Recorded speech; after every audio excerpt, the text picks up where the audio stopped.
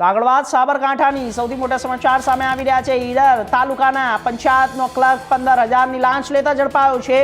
મનરેગા વિભાગનો માસ્ટર કારકુન એસીબીના છટકામાં ઝડપાયો। આવાસ યોજનાના 30,000ના હપ્તામાં 15,000ની લાંચ માંગી। એસબીએ જ્યારે છટકું ગોઠવી એસબીએ અને લાંચ લેતા ક્લાર્કને ઝડપી પાડ્યો છે અને આ એસબીએ લાંચમાં ઝડપાયેલા ક્લાર્કની તપાસ હાથ ધરી છે।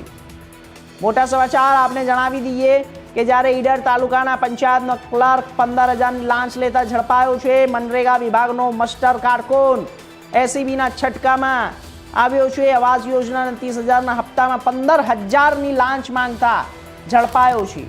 મોટા સમાચાર છે, આપને સીધો આ ચહેરો બતાવીએ છીએ। આરોપી છે, આ લાંચ લેનાર વ્યક્તિ છે। આ લાંચ લઈ રહ્યો હતો, 15,000 રૂપિયાની લાંચ લઈ રહ્યો હતો અને જ્યારે એસબીએ છટકું ગોઠવીને તેને પકડી પાડ્યો છે। આવાસ યોજનાની જ્યારે લાંચ લઈને તે